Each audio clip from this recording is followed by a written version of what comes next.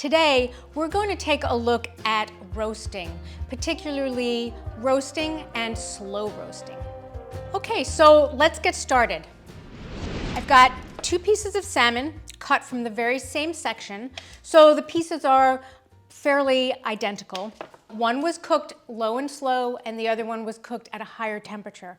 So that is really basically the difference between slow roasting and regular roasting. For roasting, anywhere between 375 and 425, and then for slow roasting, we've got anywhere between 275 and 300.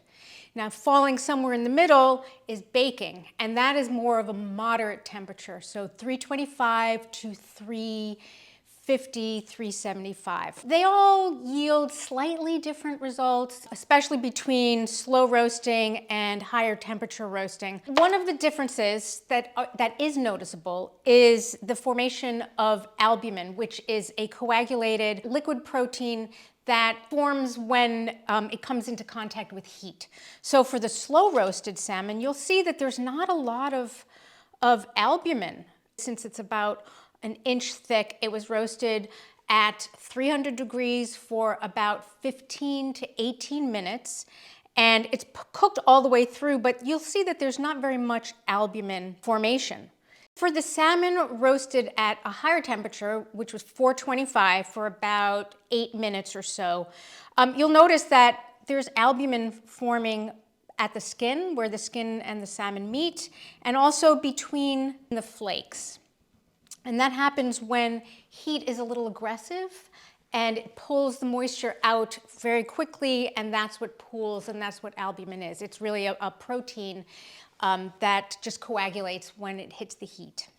Another difference between roasting at a high temperature and slow roasting is that with high temperature roasting, the heat is more aggressive, so it cooks from the outside in, so whereby you can have like a more rare interior and a more well done exterior. For slow roasted fish, the heat is gradual, so it cooks more evenly and slowly. And with slow roasting, the fish can be a little bit more tender, a little bit more juicy, a little bit more moist. While slow roasting is a more gentle method of roasting your fish, you can still overcook it. So having an instant read thermometer at the ready is a really good thing. Give it 10 minutes in the oven, and after 10 minutes, start taking the temperature. If you like your fish on the rare side, especially salmon, like 120, take it out at 120, 125. If you like it cooked all the way through, take it to about 130, 135, and it will continue cooking until it's completely cooked all the way through. The same thing goes with roasting at a higher temperature.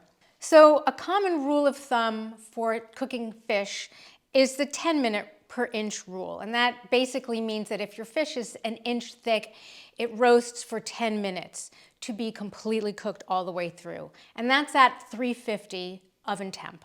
But if you like your fish cooked more rare, on the rare side, obviously you'd be cooking it a little bit less.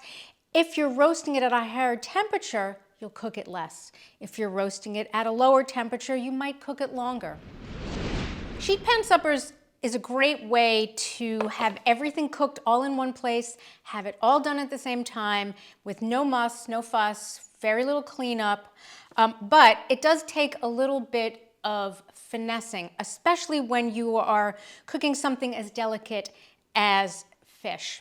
Because fish cooks more quickly than, say, potatoes and asparagus, peppers, Brussels sprouts, squash, what have you, you want to cook the vegetables ahead of time before you put the fish on the baking sheet. To make things go even faster, you can par cook the potatoes while the oven is preheating. I just halved them, put them in a little bowl with a microwave safe cover, and popped it in the microwave for 3 minutes until they were tender. And then that way, all of the vegetables will cook at the same time. One question that comes up is how to know when to add the fish to the sheet pan. It's basically a matter of math, right? So if you're at 425 and you're roasting and you know this fish will only need about 8 minutes in the oven. So you want to make sure that you've got these vegetables cooked with maybe 5 minutes to go. So you feel how tender they are, if they look like they're getting a little bit of browning, and if they're softened, then you know you can add your fish, pop it back in the oven, and in 8 minutes, everything will be coming out at the same time, hot and delicious and ready to eat. Thanks for watching. I hope that this has inspired you to create your own sheet pan suppers with the delicious fish that you have in your box every month. Until next time, stay wild and keep cooking.